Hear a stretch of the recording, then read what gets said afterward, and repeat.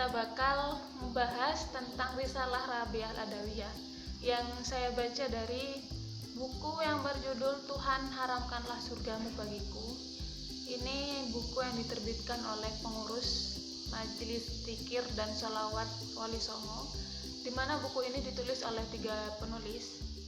Di antaranya itu ada siapa ya? Ada Sekardina Fatimah, kemudian Muhammad Zainul Haq, dan Syamsuddin Asyrofi. Buku ini menceritakan bagaimana kelahiran Rabi'ah Al-Adawiyah, kemudian konsep-konsep pemikirannya terkait mahabbah dan perannya dalam bidang tasawuf itu sendiri. Buku ini terdiri dari 160 halaman dan terbagi menjadi 3 bab. Bab yang pertama itu yang membahas tentang bagaimana kelahiran, kemudian cerita-cerita Rabi'ah Al-Adawiyah yang tidak mau menikah dan wafatnya Rabi'ah Al-Adawiyah. Kemudian yang kedua membahas tentang perjalanan spiritual Rabi'ah Al-Adawiyah, dan yang ketiga tentang gagasan mahabbah Rabi'ah Al-Adawiyah. Nah, di bagian yang pertama, kita lanjut ke bagian yang pertama aja, tentang bagaimana kelahiran Rabi'ah Al-Adawiyah. Mungkin teman-teman sudah familiar dan tahu gitu ya, siapa sih Rabi'ah Al-Adawiyah. Rabi'ah Al-Adawiyah ini sufi perempuan yang paling kita kenal. Nah, karena memang komitmen saya di video-video yang akan saya buat selanjutnya itu akan membahas tentang perempuan, tokoh perempuan, dan bagaimana isu-isu tentang keperempuanan, atau nanti kita bakal ngebahas novel yang kita bedah dari sisi feminisme gitu ya. Jadi semuanya kita akan berbicara tentang perempuan di video-video selanjutnya. Nah, untuk yang sekarang kita bakal ngebahas perempuan itu sendiri, tokoh perempuan, yaitu sufi perempuan Rabi'ah Al-Adawiyah. Yang paling terkenal dari Rabi'ah Al-Adawiyah kan syairnya tentang bagaimana dia menghilangkan surga dan neraka dalam penghambaannya terhadap Tuhan. Yang pertama, tentang kelahiran Rabi'ah Al-Adawiyah. Di sini diceritakan Rabi'ah Al-Adawiyah itu lahir di kota Basrah ketika Khalifah ke-8 Bani Umayyah. Jadi masa-masa peralihan Bani Umayyah kepada Bani Abbasiyah, di mana pada saat Khalifah yang ke-8 ini, Khalifah Umar bin Aziz, ini ada pergolakan perekonomian, ada kondisi ekonomi yang kacau dan menyebabkan banyak warga yang miskin, yang menderita miskin. Nah, di situ saat pergolakan ekonomi dan kekacauan ekonomi terjadi di kota Basrah, Rabi'ah Al-Adawiyah itu lahir dalam kondisi yang keluarganya miskin. Di cerita ini sebenarnya keluarga Rabi'ah itu menginginkan seorang anaknya laki-laki yang diharapkan bisa menjadi tulang punggung keluarga. Tapi ternyata yang lahir adalah anak perempuan yang kemudian diberi nama Rabi'ah Al-Adawiyah. Jadi sempat mengecewakan terhadap keluarganya Rabi'ah, tapi ternyata bapak Rabi'ah ini bermimpi kalau bertemu dengan Rasul, dan Rasul itu mengatakan bahwa anak perempuan ini akan menjadi sosok yang istimewa gitu. Dan sempat nama Rabi'ah Al-Adawiyah ini dicemooh oleh banyak orang. Kenapa sih kok dinamakan Rabi'ah Al-Adawiyah? Karena menurut kebanyakan orang di sana, nama Rabi'ah Al-Adawiyah ini nama yang jelek gitu ya. Karena kekecewaan keluarganya sudah terobati melalui mimpi tersebut, tapi tetap sebenarnya meskipun sebagai perempuan, Rabi'ah ini mampu membantu keluarganya Nah, di ceritanya juga Rabi'ah sempat menjadi pengemudi perahu milik keluarganya karena saudara-saudaranya itu tidak bisa jadi pengemudi perahu. Jadi Rabi'ah yang mengemudikan dan mengantarkan masyarakat kota Basrah yang mau menyeberangi danau melalui perahu milik keluarganya. Tapi setelah kedua orang tuanya meninggal, Rabi'ah juga pernah menjadi budak perempuan yang kemudian dimerdekakan karena kesalehannya. Setelah menjadi budak perempuan, ada beberapa kisah versi yang berbeda. Jadi setelah itu kemudian dimerdekakan karena kesolehannya, Rabi'ah ini memilih jalan sufi, jalan zuhud gitu. Dan ada beberapa versi yang mengatakan bahwa karena memang kondisi kemiskinan itu yang mengantarkan Rabi'ah menjadi sosok sufi, memilih jalan zuhud karena keputusasaannya terhadap kondisi ekonominya. Ada yang mengatakan seperti itu, tapi buktinya gitu ya, Rabi'ah al-Adawiyah ini memang soleh sejak kecil. Jadi bukan karena kondisi perekonomian atau keputusasaannya karena sedang tidak memiliki apa-apa gitu ya. Karena memang dikisahkan pada waktu kecil Rabi'ah yang makan bersama dengan keluarganya. Rabi'ah tidak mengetahui ya makanan itu halal atau haram. Kemudian dia bertanya kepada bapaknya sebelum dia makan, apakah makanan ini halal atau haram gitu. Jadi kesalehan Rabi'ah itu sebenarnya sudah muncul sejak kecil. Dan di beberapa versi, setelah menjadi budak, Rabi'ah ini menjadi peniup seruling di majelis dzikir yang mengumandangkan sholawat-sholawat dan senandung kalau sekarang mungkin sholawat gitu ya. Gitu. Jadi peniup seruling di situ.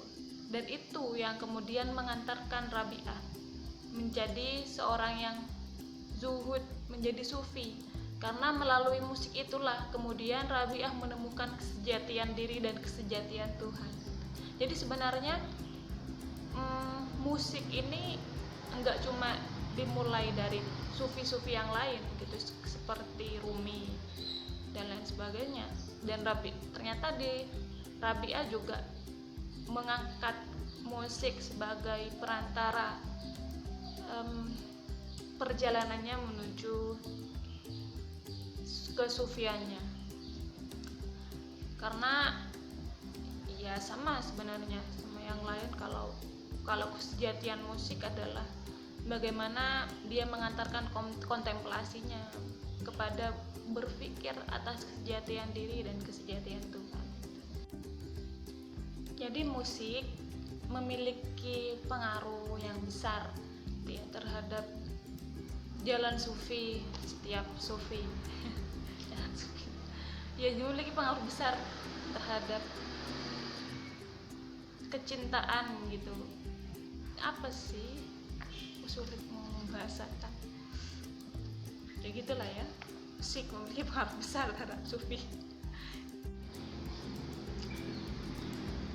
Dan jadi gitu perjalanannya Rabi'ah, bagaimana ia menempuh jalan sufi dan memilih jalan zuhud setelah beberapa kondisi yang dialaminya gitu. Dan yang paling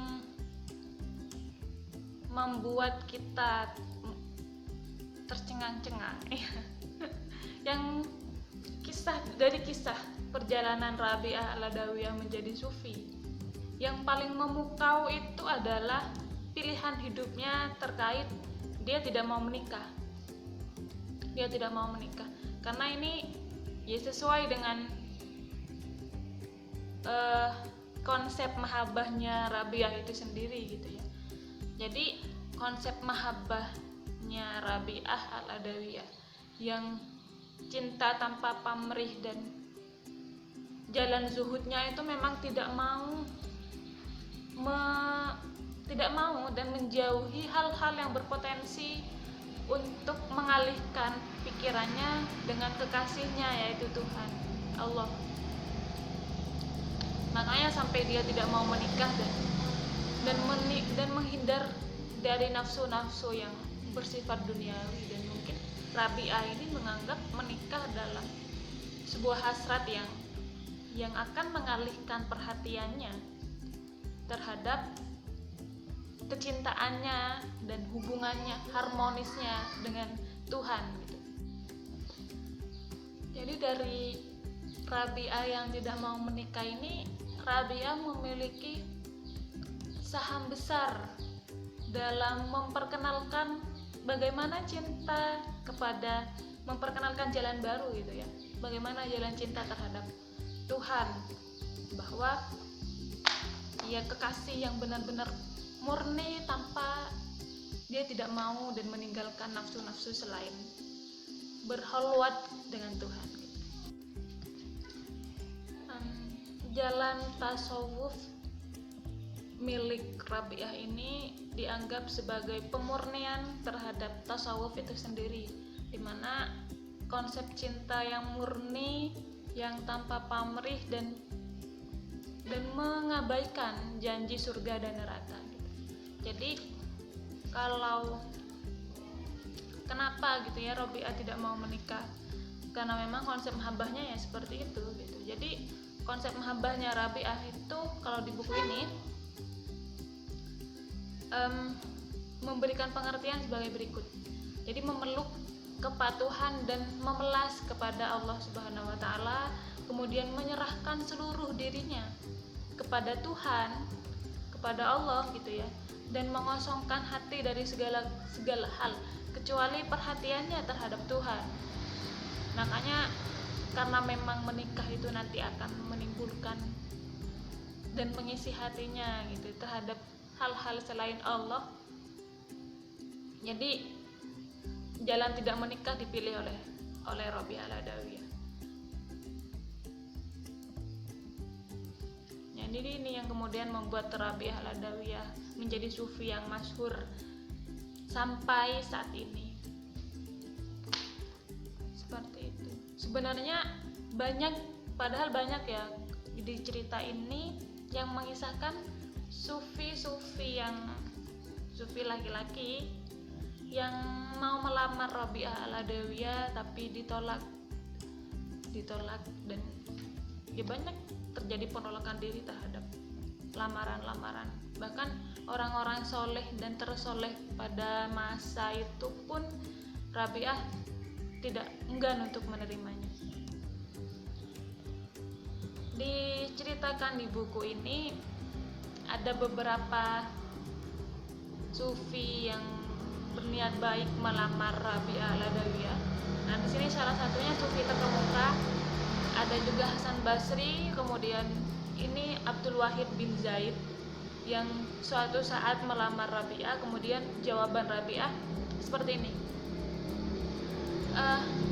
Carilah wanita lain yang bernafsu dan memiliki nafsu sebagaimana dirimu.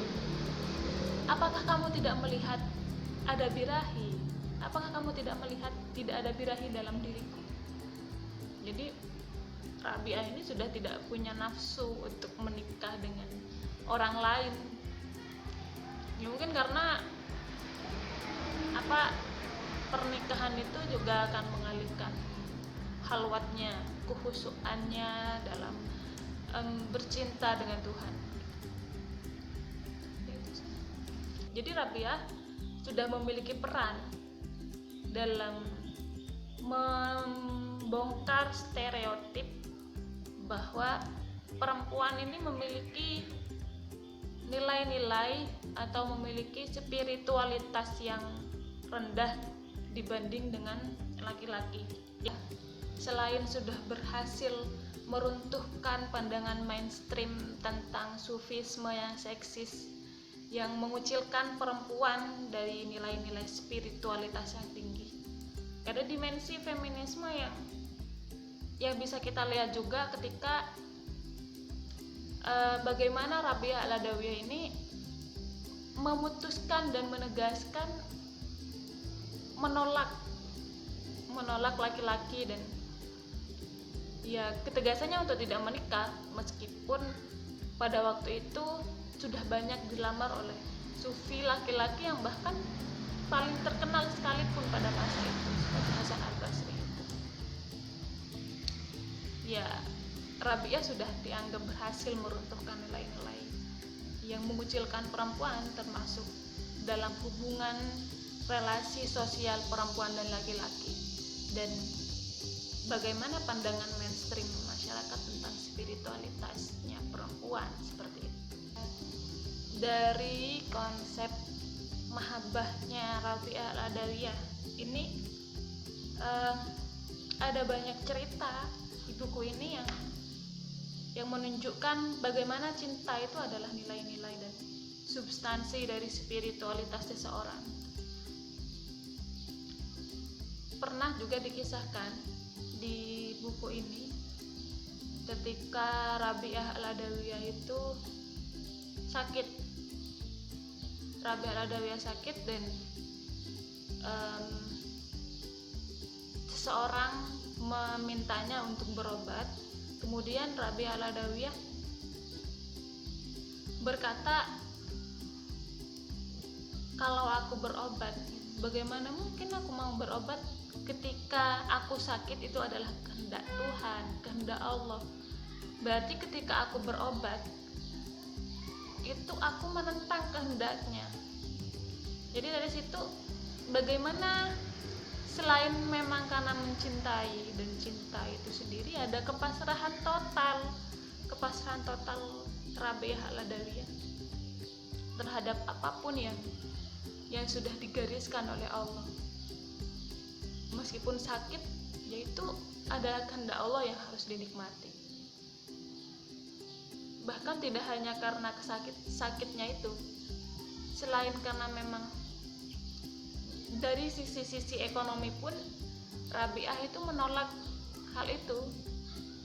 Juga diceritakan pernah Hasan al-Basri mengunjungi rumahnya Rabi'ah al-Adawiyah dan memberikan emas. Kemudian Rabi'ah, emas itu dari pedagang di luar rumah Rabi'ah al-Adawiyah yang pengen memberikan emas kepada Rabi'ah al-Adawiyah, dan itu ditolak oleh Rabi'ah al-Adawiyah karena ia tidak mungkin menerima sesuatu selain dari Allah. Dan apakah engkau juga tahu itu bahwa barang ini halal atau haram? Dan emas itu dimintanya untuk dikembalikan kepada pemiliknya. Karena dari sisi ekonomi pun Rabi'ah juga kepasrahan total terhadap Tuhan dari berbagai dimensi kehidupannya, termasuk kesehatan, ekonomi, dan lain sebagainya. Jadi tidak mau hidup zuhudnya Rabi'ah al-Adawiyah itu sampai-sampai ia tidak mau menerima sesuatu di luar pemberian Tuhan. Ya, jadi itu memang benar-benar mengurung diri dari keduniawian. Suatu kondisi terbaiknya bagi Rabi'ah itu adalah ketika dia sudah berholwat dan memasrahkan diri. Jadi jalan Rabi'ah yang dipilih adalah jalan penderitaan sebenarnya. Di sini ada banyak juga syair-syair Rabi'ah al-Adawiyah yang ditulis ketika beberapa kondisi menimpa Rabi'ah al-Adawiyah. Jadi kalau syair yang kemudian sering dia senandungkan untuk mendekatkan diri kepada Tuhan, ini seperti ini. Keceriaanku wahai Tuhan adalah saat sendiriku, di mana kekasih sejatiku selalu menyertaiku. Wahai dambaan kehidupan dan kebahagiaanku, semangat dan layu hidupku bergantung padamu.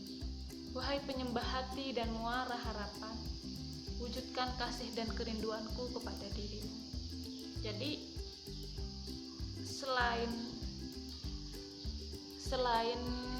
usahanya untuk mengurung diri dari lingkungan duniawi dan hal-hal yang berpotensi untuk mengalihkan perhatiannya kepada Tuhan, usahanya juga Rabi'ah juga berdoa bagaimana Tuhan selalu menumbuhkan kerinduan dan kecintaannya terhadap Allah. Iya, itu di luar usahanya, itu masuk usaha juga sih, dia berdoa bagaimana agar tetap selalu diberikan kedekatan dengan kekasihnya, yaitu Allah Subhanahu wa Ta'ala.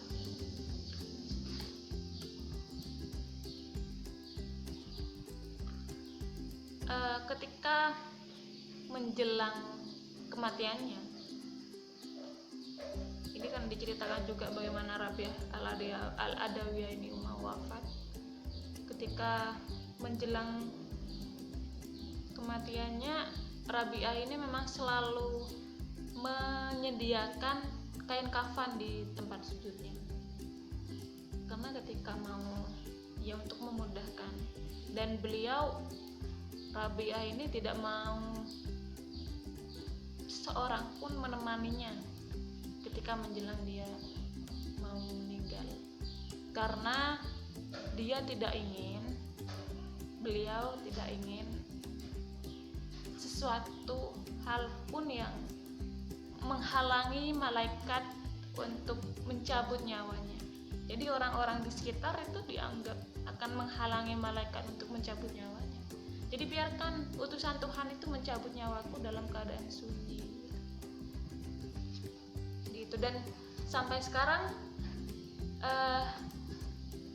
kuburannya Rabi'ah al-Adawiyah ini juga masih simpang siur terletaknya di mana. Ada yang bilang ada di mana? Di lereng Gunung Pur, apa ya?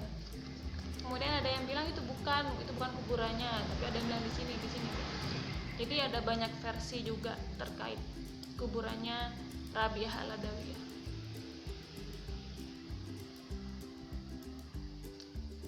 Di lereng Al-Quds. Ya. Salah baca. Bukan salah baca, salah ingat. Tapi tetap wafat di Basrah.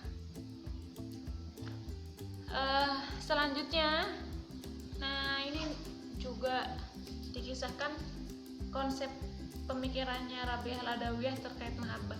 Bagaimana sih seseorang itu mampu meraih tingkat mahabbah itu sendiri? Kalau di buku ini dijelaskan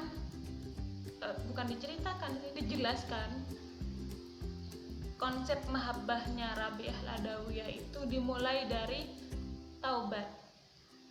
Jadi taubat adalah pintu awal yang membuka jalan-jalan selanjutnya bagi seseorang yang mau menempuh hidup sufi. Karena ya harus dibersihkan dulu, terus pembersihan hati nurani, tindakan dan lain sebagainya, dan berjanji untuk tidak mengulangi hal itu lagi. Yaitu kemudian yang memudahkan seseorang ke jalan mahabbah dan ma'rifat. Taubat itu sendiri itu merupakan suatu kesadaran sejati bagi setiap orang, karena bagi sufi kesadaran sejati itu adalah kekuatan dan kesenangan alamiah yang akan muncul. Makanya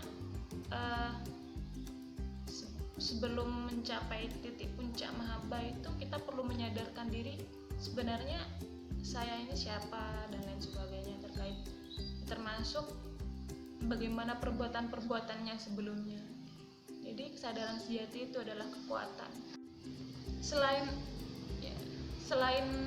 taubat ini sebagai kesadaran sejati punya Rabi'ah al-Adawiyah, konsep taubatnya Rabi'ah al-Adawiyah ini juga berbeda, karena memang mahabbahnya itu mahabbah yang murni dan pasrah, termasuk taubat itu sendiri.